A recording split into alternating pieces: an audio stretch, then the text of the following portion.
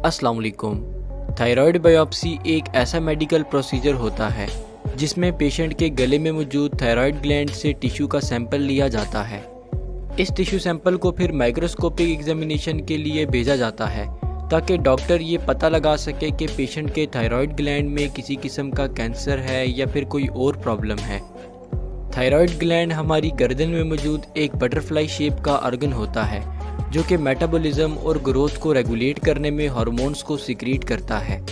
बाज़ औक़ात कुछ लोगों में थायराइड ग्लैंड स्वेल कर जाता है या हाथ लगाने पर लम्प्स से महसूस होने लगते हैं। इन लम्प्स को डायग्नोज करने के लिए बायोप्सी का प्रोसीजर परफॉर्म किया जाता है।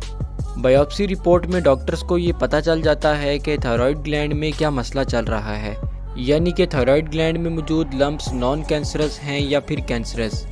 तो चले देखते हैं कि थायराइड बायोप्सी का प्रोसीजर कैसे परफॉर्म किया जाता है। प्रोसीजर से पहले आपकी मेडिकल हिस्ट्री ली जाती है और अगर आप किसी किस्म के ब्लड थिनर मेडिसिन्स ले रहे हैं तो उन मेडिसिन्स को लेने से रोका जाता है ताकि ब्लीडिंग का ख़तरा ना रहे। प्रोसीजर के दौरान आपको एग्जामिनेशन टेबल पर सीधा लिटाया जाता है और गर्दन को सीधा रखने को कहा जाता है ताकि थायराइड ग्लैंड वाला एरिया अच्छे से एक्सपोज रहे। इसके बाद ग्लैंड के ऊपर मौजूद स्किन को एंटीसेप्टिक सॉल्यूशन से अच्छी तरह साफ़ किया जाता है और लोकल एनेस्थीसिया दिया जाता है ताकि नीडल इंसर्ट करते हुए पेन महसूस ना हो। इसके बाद नेक पर अल्ट्रासाउंड जेल अप्लाई की जाती है और अल्ट्रासाउंड डिवाइस की मदद से नेक में मौजूद थायराइड ग्लैंड को देखा जाता है।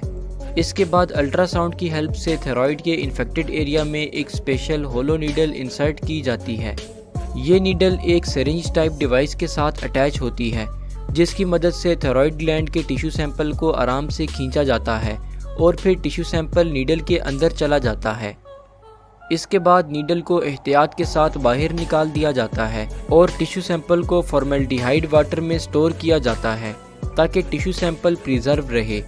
इसके बाद इस सैंपल को फिर एग्जामिनेशन के लिए लेबॉर्ट्री में सेंड कर दिया जाता है। प्रोसीजर के बाद कुछ टाइम तक आपको अंडर ऑब्जर्वेशन रखा जाता है और फिर कोई मसला ना होने की सूरत में आपको घर भेज दिया जाता है।